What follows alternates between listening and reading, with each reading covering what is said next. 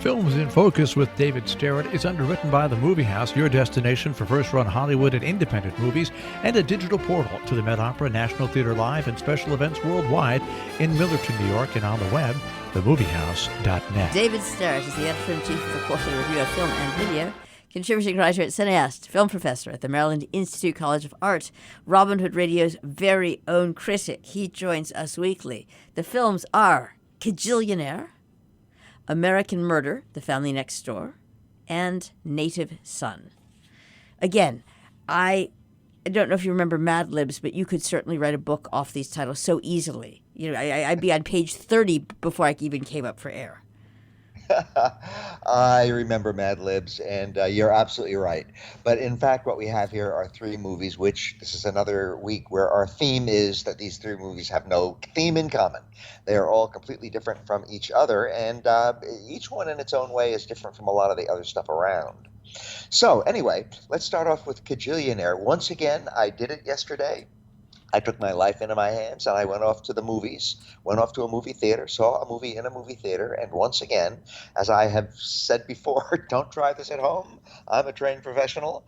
It's dangerous these days, but it's not dangerous the way I do it. I drove out to a theater out in the suburbs, and I went to an afternoon show, and once again I was the only person in the auditorium, so I could not have been more socially distanced, and everything worked out just fine. That's the kind of showings I like to go to anyway. As I understand it, in some places, if you go like to a really popular movie on a Saturday night, sure, there's going to be plenty of people. And I imagine in this pandemic time, it's dangerous, but not the way I do it, as I said. So anyway, I went off and I saw Kajillionaire because I was curious about it. And I'm glad I did, although I can't say it's a great movie. It's an interesting movie. Kajillionaire was written and directed by Miranda July, who is an artist who works in many fields. She's a performance artist and a this and a that, all kinds of things. And every once in a great while, she makes a feature film that gets shown in movie theaters. And now she's done it again with Kajillionaire. And this is a movie with, it has a nice, interesting cast. I have to say that. It's about a family. And the members of the family are played by Deborah Winger is the mother, and Richard Jenkins is the father, and Evan Rachel Wood is the daughter. And they are basically a family of scam artists. What they do is they sort of wander about, wondering how they're going to pay the rent and how they can get their hands on a few dollars. And apparently it never occurs to any of them to go out and maybe get a job or something like that. In a way, this is all kind of reminiscent of that extremely popular and extremely successful recent South Korean film called Parasite, which is also about a family of scam artists, although this movie goes in very, very different directions. So anyway, these three characters, the mom, the dad, and the 20-something daughter, this is what they do. And they come up with this great scheme at one point. Well, it's not a great scheme, but they think it's a great scheme, that they're going to take a flight. The movie is set mainly in Los Angeles. They're going to take a flight to New York and then fly back to Los Angeles and pretend that a piece of luggage has been lost. And that way they will get reimbursed by the insurance for the luggage, and they will be able to pay another month's rent. So it's a cockamamie scheme, and it doesn't work at all. Well, actually, it works a little bit. But along the way, they meet the movie's other main character, who is a young woman named Melanie, played by Gina Rodriguez, and she kind of joins them in their scamming activities, and the movie goes on from there. So that's what it's about. It has all kinds of very strange sorts of little plot quirks. For example, the family, where they live, I guess you could call it their apartment, is in this windowless place right next to this ridiculous factory, where there's all the time this sort of foam, this pink foam is always dripping down the walls, coming through from the factory next door. So they have to run back there from time to time and capture all of the foam in big sort of tubs so that it doesn't just drown the place out. But in order to get there, they have to sneak past the landlord to whom they owe rent. It's that sort of thing. So the movie I found, what Miranda July is sort of known for in her movies is this sort of quirkiness, and I have nothing against quirkiness, except that that's sort of maybe all this movie has to offer. It has a good cast, a nice cast, an interesting cast. The story has all kinds of kind of mildly interesting ideas in it, but I found there was no energy to it. That was the problem. I like movies that are sort of laid back and that don't jump up and hit us in the face or grab us by the lapels. That's all fine with me. But this movie, I just never felt that it had much going for it in the way there was no dynamics to it. It was all sort of on the same even keel. The story and the characters low key, quirky. The filmmaking very very low key, slightly quirky, but not very inventive. There's not much to look at in this movie, aside from the pink foam seeping in through the ceiling. There's not much to look at that's very interesting. So again, I found it sort of interesting in conception, but not very interesting in execution.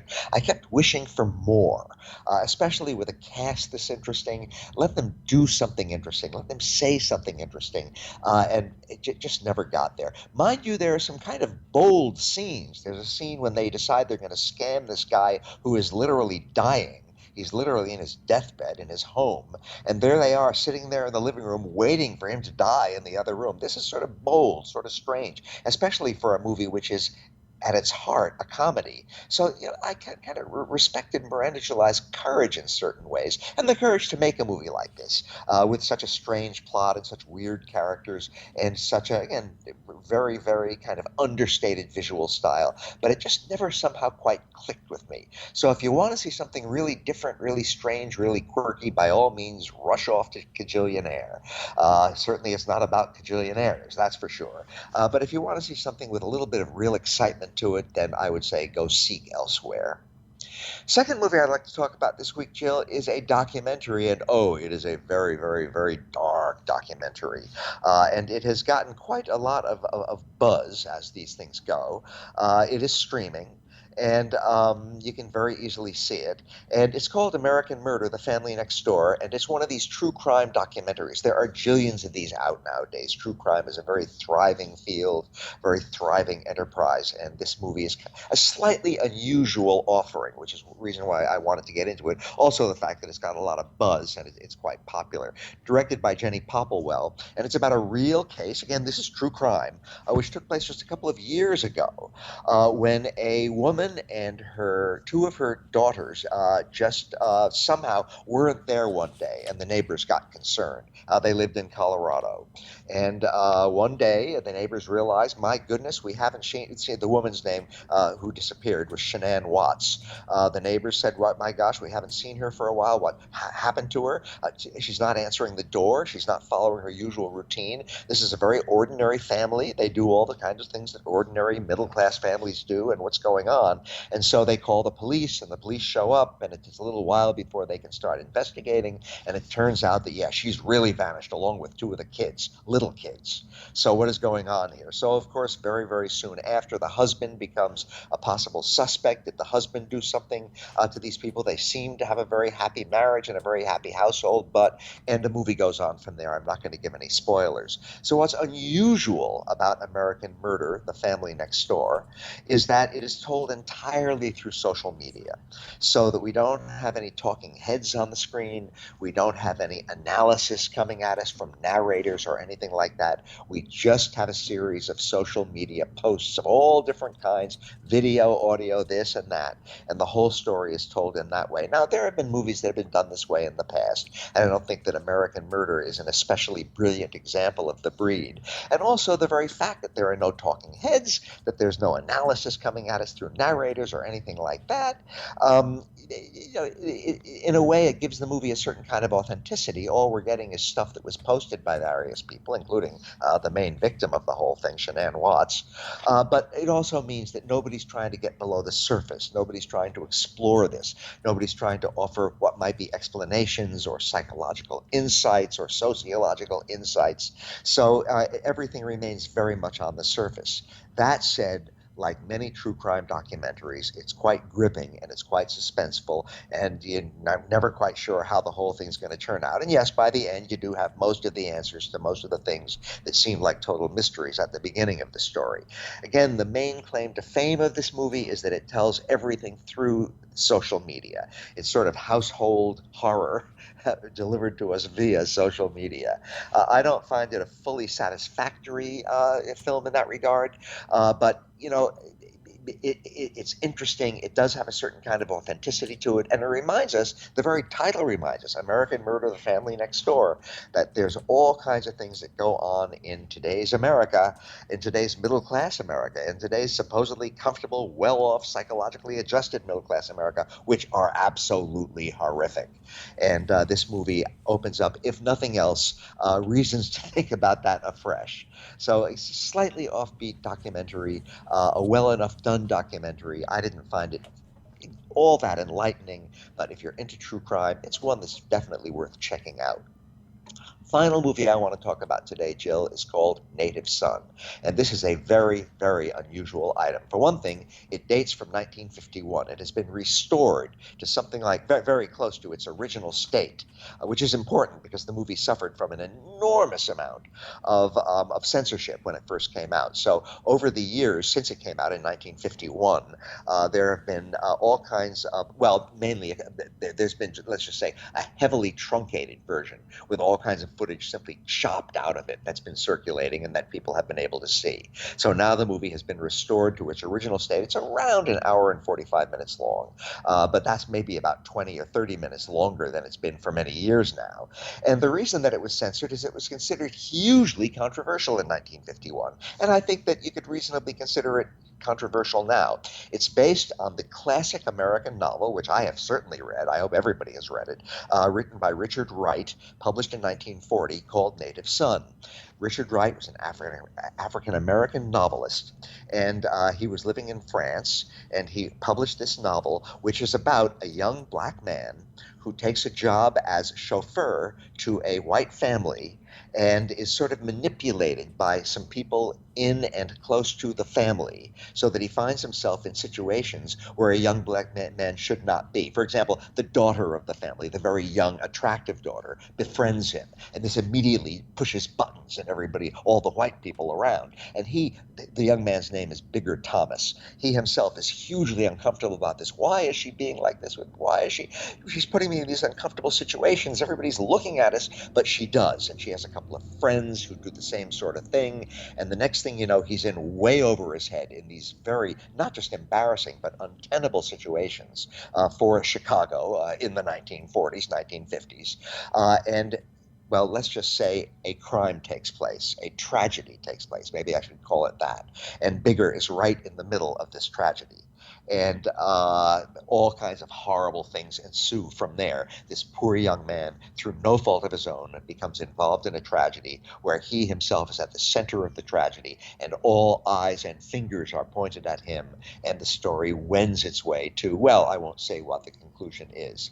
So again, this novel was very controversial and popular when it came out in the very early 1940s, and the movie was made in 1951, and the movie has a very unusual history.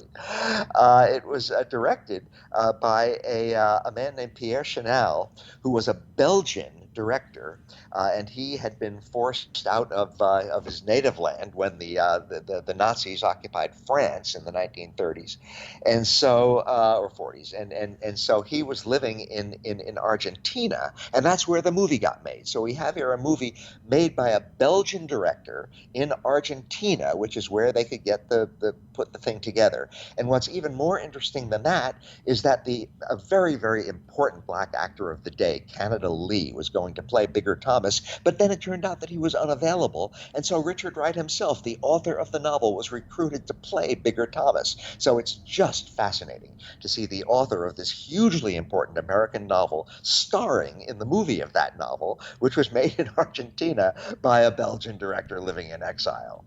Unfortunately, Richard Wright is 20 years older, was when he starred in the movie, 20 years older than the character. So they're always decking him out in sweatshirts and baseball caps photographs and stuff like that, and it's not very convincing. He, unfortunately, is the weakest link in the movie, but it's still quite a fascinating film. It's being pitched very much now, and again, it is streaming. It's easy to find on the internet now, this new restored version of Native Son.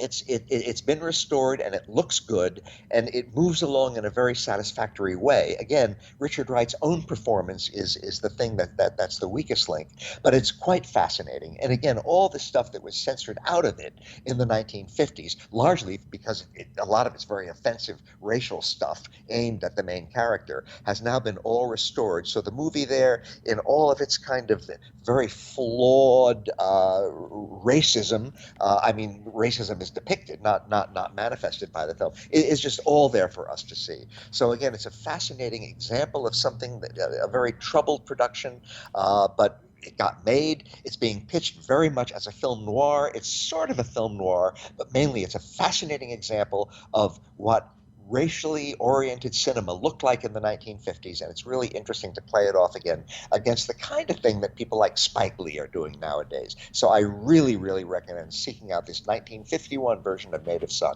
It's a fascinating artifact.